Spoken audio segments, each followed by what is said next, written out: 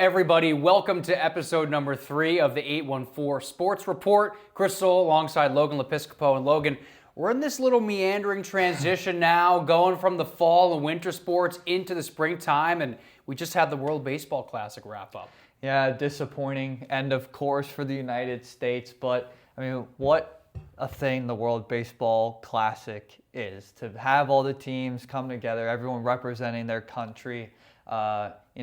Team USA, I think you leave some questions from that game in terms of your decision for pitching to end it. Yeah. Why not Mason Miller? I'm not trying to sound biased because he's a Waynesburg guy and went to Waynesburg, but I mean, I feel like The greatest university in the United States, Waynesburg. John Leidick, Logan Lepiscopo will second and third that. Yeah, Chris, I don't know about you. Obviously, you're more into the baseball realm than I am, but what did you make of that pitching decision, or did you feel like the bats just didn't show up and it shouldn't have come down to that? I mean, it was a combination of both, right? I mean, you look at these countries, the U.S. able to take down the Dominican Republic with maybe the best offense we've ever seen. Lineup. Absolutely Crazy. Loaded. I mean, Juan Soto's batting like 4th, and he hit 45 home runs last year. So you're able to win that game, right? Paul Skeens throws a great game. Your bullpen does a great job. Mason Miller gets the job done. I saw an interesting quote talking about the Pirates didn't want to use, the Pirates. The Padres did not want Mason Miller to go in unless he was closing, so unless the United States had a lead. Listen, Garrett Whitlock was a good bullpen arm for the Red Sox last year. He did choke against my New York Yankees in the playoffs, but for the majority of the season, he was a solid guy. But Logan, you look at this lineup. My Lord and Savior, Aaron Judge, was absolutely horrific. 0 for 4 in that game. Roman Anthony didn't show up. You had Bryce Harper finally hit his first home run of the tournament, and it was a huge moonshot to tie the game up at 2. But when you have a lineup loaded with bats like this and you're not able to get anything done, and no disrespect to Venezuela, but that is not an elite pitching staff. You've seen better throughout the tournament. You were able to generate offense. But honestly, offense was kind of the struggle for the U.S. all tournament long. They never, other than like Brazil, they never really took it to teams like they should have, and the bats just dried up. So yeah, you could criticize. Mason Miller should have been in there. He's your closer. He throws gas. Not sure why he wasn't in there, but I think it's more on the offense that they weren't able to get more runs across the plate. Yeah, I think when you put that USA lineup together, you see a bunch of home run hitters, but you don't have any guys that could have really just consistently put the ball in play. Like all those names, I mean, me as a casual baseball fan, I see Aaron Judge, I see Cal Raleigh, like I see Bryce Harper. Those are guys I think of that are going to go 400 over the center field wall or whatever. And also Gunnar Henderson, like came up big with a home run against the Dominican Republic, taken out of the lineup. That was a little controversial. Bregman going back in. But, Logan, these guys, there's a lot of power, but they put the ball in play. I mean, Aaron Judge was the batting champ last year. Bobby Witt, one of the best players in baseball. They just didn't show up. And I got to be honest, I think a lot of these players from other countries talked about how this game meant more to them than a World Series. Ronald Acuna talking about that. Obviously, he tore his ACL back in 2021 when the Braves won it all, and he had to watch from the bench.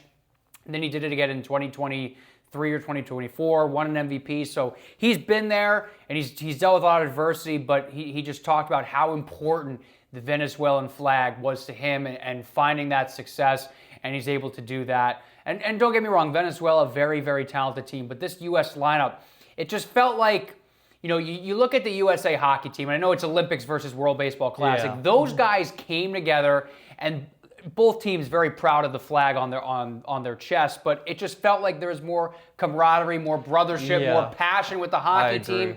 I feel like the baseball players, no offense to them, kind of just showed up and not expected to win, but it was more of a casual endeavor for them. Yeah, I totally agree. I feel like when you have your country across your chest, it should add more weight, and we saw that when Team USA won the gold. Like they did everything together in the cafeteria, story time. I mean, in the locker room, picking on each other. And maybe that's just hockey as a sport, but it just felt like these guys were so casual. Yeah, it kind of reminds me of that USA basketball team. You put all those great NBA players together, you think, easy, we're going to win gold. They come up short. Then we get the redeemed team with LeBron, Curry, Kevin Durant, all those guys. It kind of reminded me of that this year with the baseball team. I feel like this is kind of like all right, just because Look we at have all a these bunch all-stars of, go throw them out. And Yeah, I think it also shows though how much the MLB has grown into very much a international league. Like you see the players coming in from outside of America, and they're stars. I mean, Shohei Ohtani is arguably one of the faces. Japan is incredible. Look at Italy. I couldn't Italy, name oh my anybody on gosh, that team. yeah. And Italy beat the United States, almost knocked them out of the pool play, and they come out of nowhere, and they had a fantastic tournament. So you're definitely right. Baseball international. I mean, that Dominican offense, one of the best. Yeah. One of the best I've ever seen. Again, as a casual fan, I looked at that DR team and I was like, This is incredible. I was like 1 through 9. Like You got a 22-year-old Junior Caminero who's hitting 45 home runs. All right. MLB opening day is, I think, roughly a week. Depends on when you're hearing this, but it's very, very soon. You'll see it Friday. Our regional teams, a little bit of question marks around a couple of them. I think for the first time in a long time, some excitement around the Pittsburgh Pirates. A bit of a busy offseason. You obviously have Paul Skeens, who's going to be your opening day starter. Yeah. Some uncertainty around Cleveland. You know, they're always kind of a frisky in the mix team. Pretty solid pitching, pretty solid offense, but outside of Jose Ramirez, not any true superstars. And then you have the Tigers, who obviously have the two-time reigning AL Cy Young winner, Tarek Skubal, who, speaking of the World Baseball Classic, he wasn't super passionate about that, wasn't super involved. Mm-hmm. So it's definitely interesting. I think, you know, Logan, I guess we'll start with Cleveland. We cover them a lot. You know, Jose Ramirez comes back. He gets that big contract extension, the third baseman. I guess just some initial thoughts with Cleveland and where we see them going this year. Well, first of all, let's talk about last year, how that come from behind to take the AL Central over the Tigers. They had one of the most impressive Julys in MLB. I remember that was unbelievable. Unreal. You were there for then the playoff series between those against two Detroit, teams. Yeah. I think a big question I would have for Cleveland is what's going to come now of the Clase and Ortiz? Like, what is the team going to be with those two guys gone? Obviously, we saw how they really turned up at the end of last year, and those two guys were in the middle of their case, weren't playing as much. So I think that's one thing to mention. But as you said, obviously, Jose Ramirez, you got Quan, Naylor there. But I don't know. I feel like the Tigers might be, once again, the team you're trying to chase down come postseason play. Yeah, the Detroit Tigers, so much youth. We get to see it with the Erie Seawolves. By the way, their opening day will be on April 3rd against Richmond. Detroit has a really impressive farm system. They have a lot of guys that have made their way through Erie and have gone to Detroit and have had fantastic careers. Zach McKinstry, Tarek Skubal, so many talented players on that team, and they're super young, right? And then you have Kevin McGonigal. Could he make an impact this year? The number 2 prospect in baseball out of Erie. He had a magnificent season with the home run, with the Seawolves this past year, especially with the long ball. He's a big threat.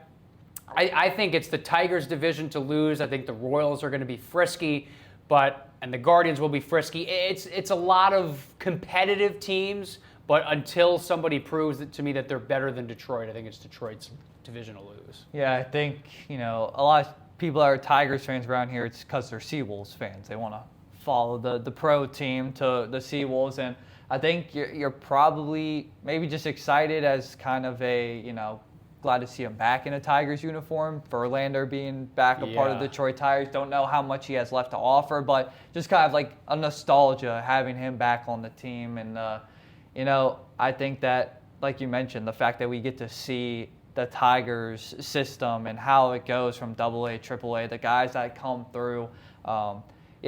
Again, I'm a casual baseball fan. I'm not going to sit here and pretend like I know what I'm saying, but I would have to agree. The collapse last year and the Guardians' rise, I feel like if the Tigers get to that point where they're X amount of games ahead of Cleveland, they're going to hold on to that this year. They're going to have to. I mean, Riley Green was fantastic last year. I think he hit 40-plus home runs. They had a thrilling series with the Seattle Mariners last year in the ALDS.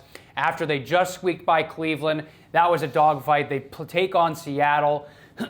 Heartbreaking walk-off in Game 7. That's going to be a team really motivated to get back. But Logan, I want to get back to the Pittsburgh Pirates because, as we know, the Pirates, it has not been great for the Pirates. It has been a long time since we've seen playoff baseball in Pittsburgh, or John Leidig knows that very well. But Paul Skeens, man, A 1.97 ERA through his first 2 years. A sub-2 on ERA is rare for a season, but to do it in your first 2 years, he pitched great for Team USA in the World Baseball Classic. He won the Cy Young last year, won Rookie of the year prior. Just how far can Paul Skeens take this team?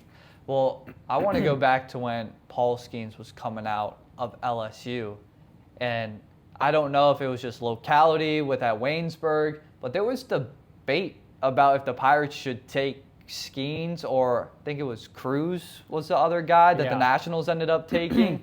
There was a legit debate between who the Pirates should take. I think it's pretty clear and obvious now that they actually made the right decision. This guy could be one of the all-time greats. Yeah, but we talked behind the scenes plenty about how last year, if you are Paul Skeens, you are beyond frustrated with you going out there, shutouts in your performances, 1 earned run allowed, whatever it is, and there's just no bats. So Pittsburgh, they finished last in the NL Central. They're going to need some bats to support the pitching staff because I think they have some quality pitchers outside of Skeens. No, they do. And speaking of a bat, we talked about Kevin McGonigal, the number 2 prospect in baseball.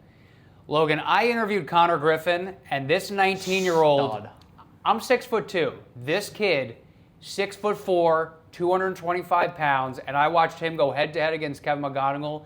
This kid is the real deal. He's been mashing home runs all spring training long. I mean, he could have played for Team USA. Like, this kid is a generational prospect. He's 19 years old. He's a towering, full-grown man. I expect him to make the opening day roster for Pittsburgh. He's that impressive, playing that shortstop position. The Pirates made some moves this offseason. I mean, signing guys like Brandon Lau, bolstering up the pitching staff, and their division is competitive, but not super competitive. The Pirates could be a frisky, competitive team. And like you mentioned, if they're able to get some run support for Paul Skeens, who knows? Maybe this team is fighting for a wild card. My question would be, before fighting for a wild card, is this finally a year the Pirates could finish above 500? Yeah, you know what? I do think so. I do think so. They extended their manager this offseason. The Pittsburgh quietly had one of the better second halves of last year. They had a really impressive pitching staff, obviously led by Paul Skeens. Christopher Heaney did a nice job in there as well. But I don't know. I think for the first time in a while, they went out and they spent money. O'Neal Cruz is still a young bat that has a lot of power and a lot of pizzazz to his game. I think he could be somebody who steps up and does a good job. Marcelo Zuna joins that club. I think there's a good mix of, you have the number 1 prospect in baseball who is an absolute stud. You have maybe the best pitcher. There are pieces on this Pirates team that make me excited. All right. Baseball is coming up, but basketball is still going on. Before we get into March Madness, Logan, let's talk about the Gannon men's team because they keep on rolling. They lost in the PSAC championship, but what did they do? They won the Atlantic Regional Tournament. Pace Prosser wins the tournament MVP. This kid is unbelievable. He's just a sophomore, 26 points per game throughout the entire tournament, dropped 24 points in the championship win over IUP. Logan, what has impressed you? You've worked a lot with Coach Pizzoli and this team. Yeah. What has impressed you most about where they started to where they are now? Well, I think the big thing to look at is they didn't miss a step. Easton Pizzoli comes in his first year, and they are still competitive. Did they go as far as this year? No. But in this day and age with NIL, the transfer portal, guys coming in and out, he's done an excellent job with scouting and finding guys to fit well. I mean, the Morgan brothers, they've been pretty great additions. Precious Idiaru. I mean, they missed their big man. He left. Tasman Goodrick transferred away. You bring in Precious. I mean, he's been just as good. So yeah, he's been phenomenal. And yeah, I mean, you can't talk enough about how good Pace Prosser is. Like I said, with today's college game, I was surprised he stayed after his freshman season. I mean, he was incredible last year in the semifinal of the Atlantic Regional, a 30 bomb to continue to push the team on. And he is so nonchalant. Like, with his shooting form, but also he's not a big celebration guy. Yeah, even post game. I know you've heard it. Soft spoken. He doesn't care that he's averaged 26 in the 3 games of the Atlantic Regional. He just wants to win. That's probably what's keeping him here at Gannon is the fact that, yeah, I probably could go D1, go to a low-level school. But here at Gannon, I'm the dog. I'm the guy that runs the offense, but I know I could compete for a national championship at this program with this coaching staff. Yeah, what impresses me so much about Gannon, and big credit to IUP. That was a really well-played basketball game. The IUP players and coaches, the first thing they mentioned about Gannon is the level of conditioning they have and their ability to wear you out. Because it's one thing to run up and down the floor and hit open shots in the first half, but to be able to do that for 40 minutes consistently, they got better as the game went on. Gannon was down at halftime 37-31, and they win by 7 points because they slowly weared down IUP, running up and down the floor, hitting jump shots, playing great defense. They have a 9-man rotation. So many different guys can come in and make an impact. You have chemistry between the Morgan brothers, of course. Pace doing his thing. Precious has been incredible. So just a lot of skill, a lot of height, a lot of quickness. They'll take on Michigan Tech Wednesday in Pittsburgh in the Elite Eight. So kudos to Gannon. They've been phenomenal. The last regional college team for us standing. Mercyhurst unfortunately went down in the NIT tournament. But Logan, on the time of this recording, before we go to March Madness, I want to say a funny story from Gannon basketball with Easton Mazzoli. Okay. So this is after the first round of the Atlantic Regional. The next game after them is Cal U and I think it was Fayetteville State. And I asked, as a reporter would, are you hoping to get Cal U in the second round? Are you watching this next game hoping that Cal U wins? And Victor Desmond, gritty guy. He'll get up in your face. He'll let you hear it from the start of the game to the end. He goes, long story short, yes. And in my head, I'm like, talk your talk, Victor. I'm like, okay. And then we go down. Easton goes, we're ready to take on whoever. Lane Sarver's up there. He had a big game. He says, yeah, it's just us versus us at this point. And afterwards, Easton comes up, shakes my hand, and goes, I said, I'm joking with him. I go, you couldn't have given me anything on that Cal U? Couldn't give me anything? He said, honestly, I'm kind of mad that you asked the question. And my heart starts beating. I'm like, I just made Coach Mazzoli real mad. Tough to make that guy mad. And then I go down and I see him later, and I said, hey, I apologize if that genuinely made you mad. He said, oh no. He was like, your question was fine. I'm just mad how Victor answered it. Why are we trying to give anybody locker room material when we're fighting for our season? But obviously, they drew Cal U and they redeemed themselves from that business, which is interesting. I want to add to that. Cal U after the game, winning the PSAC, they were all waving goodbye, ripping their jerseys off, as one should be happy you won a championship. But I'm not one for disrespecting a crowd. Why are you waving goodbye, ripping off the jersey? Gannon got the last laugh. And then, that's funny, because then Cal U is pointing at their fingers that they won the PSAC championship and they're getting a ring.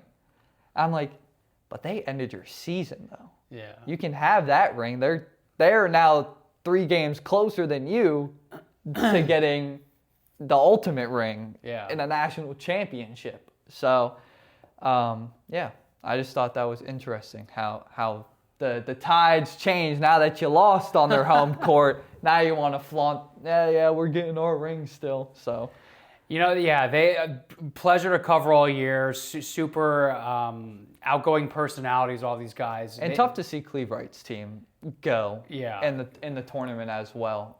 Cleve has been a pleasure as well to talk to all year. He's given me a mouthful, me being the new guy here, but he's a great personality. We always appreciate when people are open with us, and Cleve's had an illustrious career. Maybe he can go to the next level. Who knows? But who knows? All I think rumors, he loves Gannon. He loves Gannon, and so does Easton. And both programs have had incredible seasons. All right, NCAA March Madness. I don't know about you. My bracket's cooked already. I think this might have been after the first game. I think this might have been my worst day picking. I mean, what upset do you want to start with? You want to start with Texas? You want to start with Your Texas taking down BYU. You had High Point, VCU winning. I mean, take me through it, Logan. Well, let's first preface, by the time you're watching this, a lot of other games have gone down. It's about 10:30 Thursday night. There's games playing right now, games just finishing up.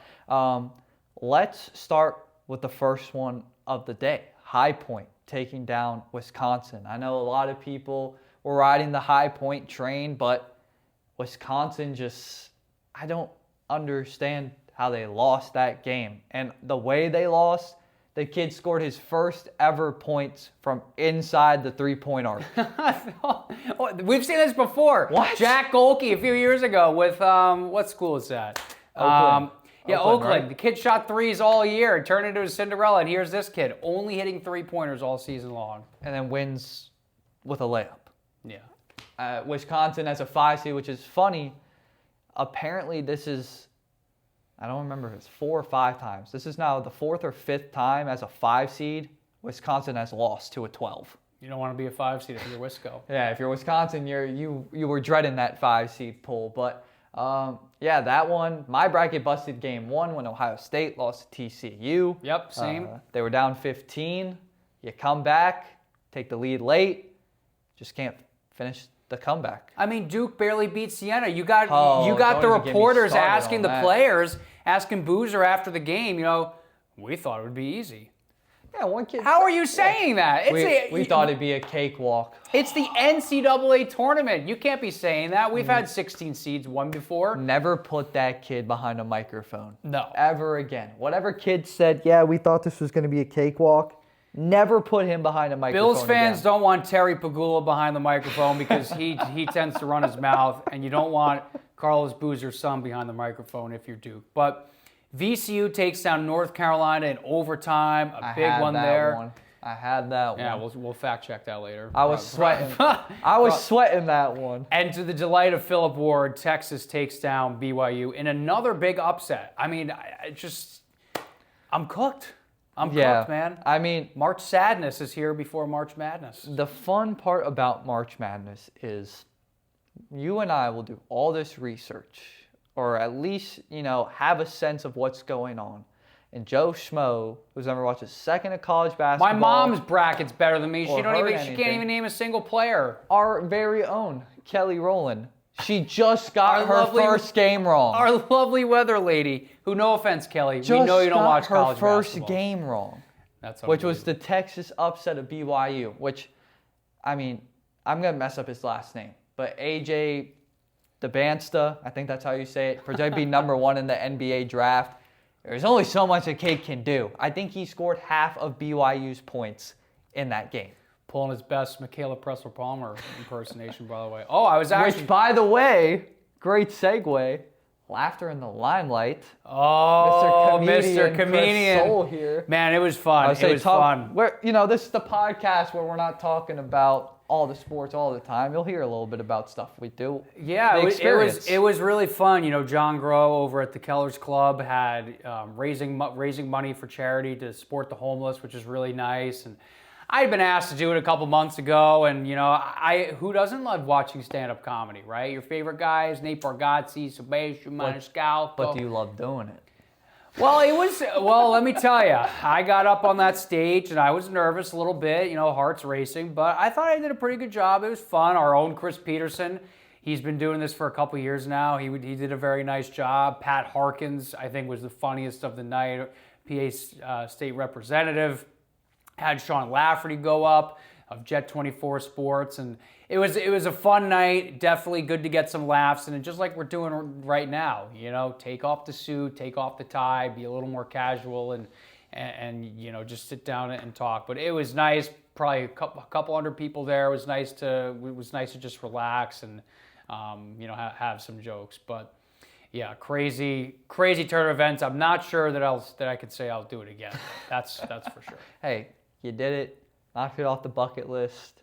We can move on. We can move on. So we're talking about our brackets, the upsets. The people want to know, and I'll share mine as well. Who do you have winning? Champion. Who do you have winning?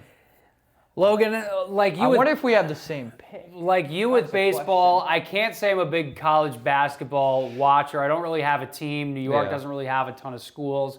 I guess go St. John's. I don't know that a lot of people like Arizona. They're saying it's their year. People picking Duke. I don't know how you can feel good about Duke after today. Yeah, I'm not liking them in my Final Four after today. That's for sure. Last year we saw all the 1 seed advance. It was chalk, kind of boring. I'm picking Houston to win this year. I feel like Houston's been. I got Houston also. Let's go. Houston Cougars. I think they lost last year to Florida. They've come up short a couple times. They've been so good year in and year out. Why not this year? The Houston Cougars are due. They're so due. That's best defense in the country. That's literally my thought process. I picked my Final Four, and I said, okay, I just can't stand seeing Duke win a national championship. So Houston's going to beat them. And then I don't want them to win, so they're going to lose. Yes, and then Arizona and Michigan. I mean, Michigan's been on fire all year. Michigan's a wagon. Had to move them in. But yeah, I mean, Houston is consistently, if they're not a top 3 seed, they're a top 5 seed. If they're not a number 1 They've been a number 1 seed for several years. If they're not a number 1 defense in the country, they're a top 5 defense in the country. At some point, something has to give, and the Cougars have to win a national championship. Yep. Maybe it'll be 2026, and maybe I won't come in last place in all my brackets. Maybe we'll look back at this come national championship, and we'll be geniuses for picking Houston. Yeah, it could happen. Who knows? Well, thank you all for tuning in. Episode 3 of the 814 Sports Report. For Logan Lepiscopo, I'm Chris Sohl. We'll catch you in the next one.